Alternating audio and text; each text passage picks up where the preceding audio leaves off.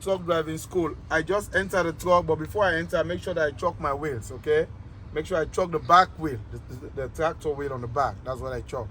And then I enter, I use 3 points of contact to enter the truck. And then as soon as I enter the truck, close the door. And then I put my seat belt on. Make sure my seat belt latches and unlatches properly. See? It latches and unlatches properly. And then after that, I'll check my floor. Make sure that my floor, there is no debris or any soda can that will roll under my pedal when I'm driving, because it will get stuck on my pedal and it will disrupt me when I'm gassing up.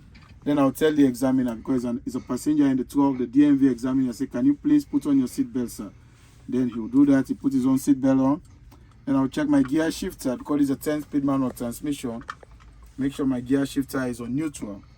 Then that's called my gear shifter boot. Make sure that boot is no abrasion bumps or cut on the boot. Okay. And then I'll check my 3 emergency equipment. My 10 BC fire extinguisher, in case there is a fire in this truck, is fully charged and is not leaking. And these are my 3 triangles. If I have an emergency breakdown on the road, I have to show how to put them. If it's a two-way traffic on divided highway, I put them 100 in the front, okay, 10 in the back, and then 100 in the back. If it's a two-way traffic on divided highway. If it's a divided highway, it's like the county road. Some of the county road just two-way. Okay. A divided highway is like 95. 95 is a divided highway. If I break down in 95, I-95, I have to put my triangles 10 feet back of the trailer, 100 feet back of the trailer, and up to 200 feet back of the trailer. If I broke down like on 95. On 95, we call it a single way.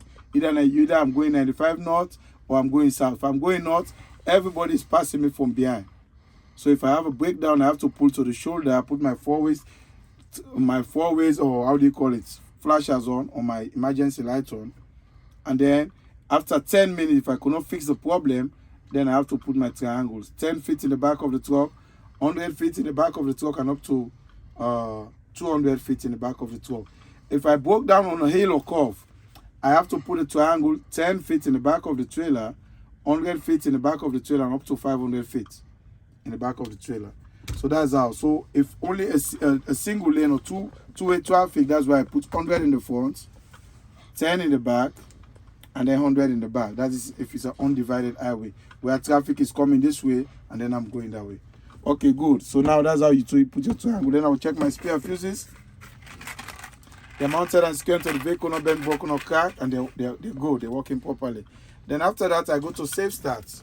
Depress the clutch, go to safe start. That's safe start. When I turn the key without cranking, then when I crank the truck, I make sure that my ABS lights comes on and my def lights, they comes on and they go off. See, they all went off.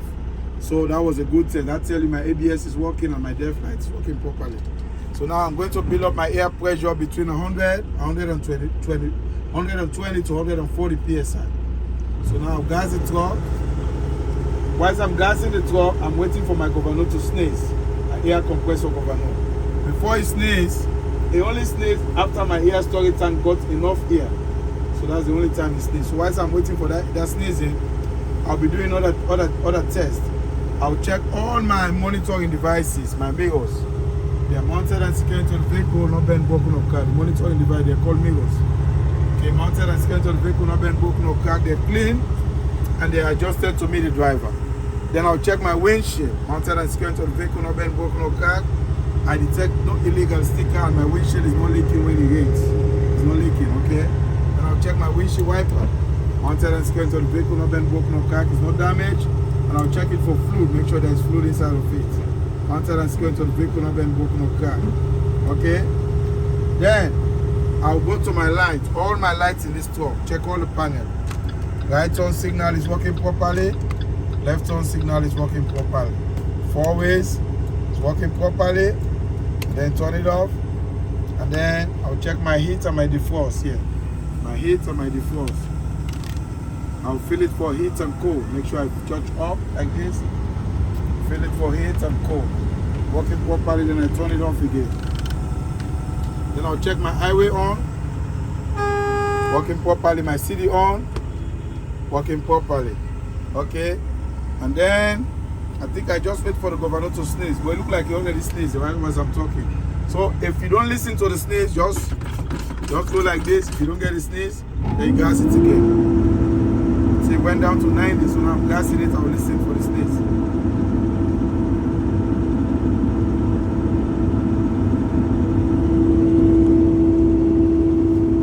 Good, you just sneeze. Hear that? So you have to tell him the exact PSI sneeze. It sneezed at 120 PSI. So that was a good test, okay? After that, then I'm going to do my air leakage test. So my air leakage test, I depress the clutch down, put the torque on first gear, it's on neutral right now. Put it on first gear, turn the key off, turn it back to the on position or safe start position. Then I press the two valves in, wait for the air to stabilize. Make sure my wheels are choke in the back. See, now the air just stabilized. Then I step on the brake for 1 minute. I should lose no more than 4 PSI. This is where people fail. To do everything I just did, that's where people fail. You know, they don't do it the proper way and then the DMV fail them. Make sure you always do it the right way. And it's practice. You have to practice and study. If you don't practice, you don't study, you'll not be able to make it. Some people, they know how to drive the truck, they know how to back up, but just because they keep failing this, they could not get their CDL. So it's practice and study that makes you pass this. Okay, I time myself 1 minute, put my stopwatch on, make sure you download stopwatch and then you show the DMV. See, I'll time myself for 1 minute, I lose no more than 4 PSI. Put the stopwatch on. And then you put the stopwatch, you wait for the 1 minute. There should be a silence, nobody's talking.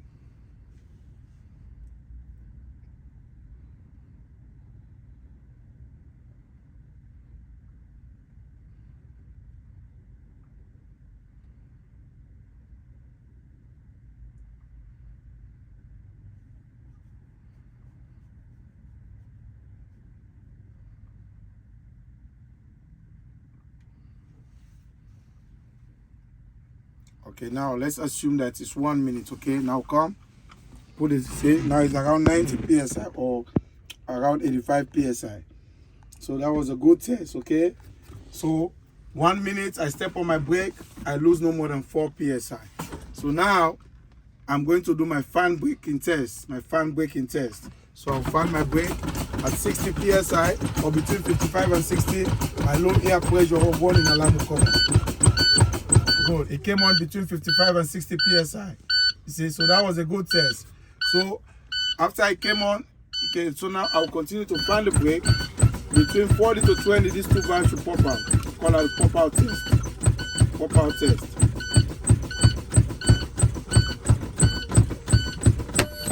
See, both of them pop out. Then you have to tell the DMV around 20 PSI.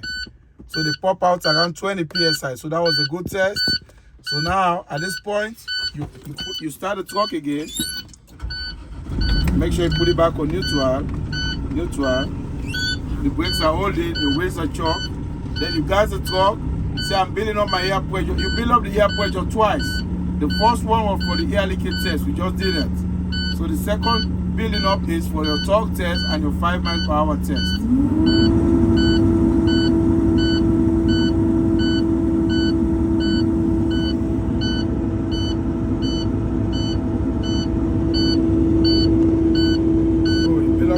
That's your low air pressure warning alarm. Anytime you start the truck, you hear this noise, this is beeping. That means you don't have enough air to move the truck. That's why it's beeping. When this needle go up to 120 PSI, or when it passes 60 PSI, it will stop beeping. And then when you go to 120 PSI, that means you have enough air to move the truck. At that time, push this brakes and move the truck. If it doesn't go to 120, don't move the truck.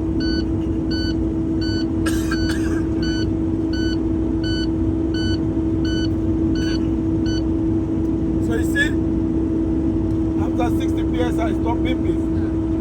That means you have got almost half of the air storage tank full. Because the air storage tank take like 120 PSI. So around 60 PSI, the warning buzzer go off because you've got half air. Your tank is almost full, half. So now I'm waiting for the sneezing. it sneezed already. Sometimes it sneezes, you don't even hear. I think it sneezed already, okay? Because it's just stabilized, so that is sneeze. Now, if you don't hear the sneeze, just pump it up a little bit like this, then you gas it again. If you are talking, you don't hear the sneeze, you gas it.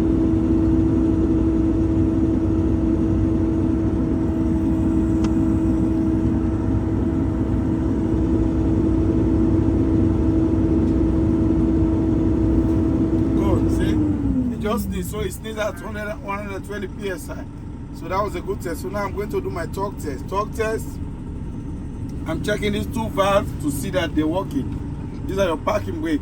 You want to check both of them to make sure they're working. That's why you do the torque test. So I depress the clutch, put the torque on first gear, put the yellow valve in. This is the parking brake for the tractor. This tractor, the one in the back is for the trailer, the red one. So the yellow one is for the tractor, the red one is for the trailer. So now I'll come off the clutch slowly to see if my trailer, I want to move the truck forward. I want to see if the trailer brake is working. Okay, I want to move forward, but the trailer brake is holding the truck, so the truck did not go nowhere. So that was a good test, right? So I pull the tractor brake out, then I put the trailer in. The brake that's out, that's the one you test. So now I want this truck to move forward, right? But I leave the tractor brake holding. Let me see if the tractor brake is holding properly. So the truck is on first gear again. I come off the clutch slowly like this. I want to pull forward. The truck wants to go, but the tractor brake is holding the truck. So that was a good test. That means my tractor brakes are holding. Then now I'm going to do my 5 miles per hour test brake. We call that the service brake test. So I put both of them in to see how all the brakes are working on the truck. So we'll call that the 5 miles per hour brake test or the service brake test. So I'll come off the gas pedal, sorry, the clutch, and then gas the truck. When I gas the truck, then I come to a stop, 5 miles per hour. Then after that, I watch my mirrors on the left and on the right. I see my truck stop in a straight line, meaning my truck don't have any alignment problem, so my service brake is working properly. The truck did not pull to the left or to the right. I don't see my trailer jackknife. My trailer did not jackknife. So that was a good test. That means my service brake is working properly. So at this point, I'll put the truck on neutral again. Pull the parking brakes out, both of them. And then I'll tell the examiner, come off the clutch. Then I tell the examiner, can you please go outside and check all my lights? Then the examiner will go stand in front of the truck. And they will tell me to turn on my headlight. I turn my headlight on. They will say my high beam. I turn my high beam. He say low beam. I turn that on. Then he will say left turn, left turn. Say right turn, right turn. He will tell me to put on my 4-ways on. I put them on. They will tell me to step on the brake. I step on the brake. He go back and check the trailer brake and the tractor brake. He will do the same thing again. Go back of the tractor, the trailer, sorry. Left turn, do it, right turn. 4-ways, 4-ways. Then he tell me to step on the brake. I step on the brake. Then he check all the lights on the truck, make sure all the lights are working. Then at this point, he tell me to shut the truck off. Then I'll turn the truck off, turn the headlights off. Then he'll tell me all the instructions to do the backing. That is, I do straight back, I do everything offset, everything. And when I pass all the backing maneuver, then he will take me on the road. After I take me on the road, if I pass the road test, then when I come, that's how I get my CDL. So this is a TJ and Friend Truck Driving School. So I wish everybody success. Watch this video, practice it, because even if you know how to drive the truck, you know how to back up, if you don't pass the pre-trip, you're not going nowhere. So study the pre-trip, make sure you pass it, and then you will be able to do all the other stuff. So I wish everybody success, okay? Thank you very much.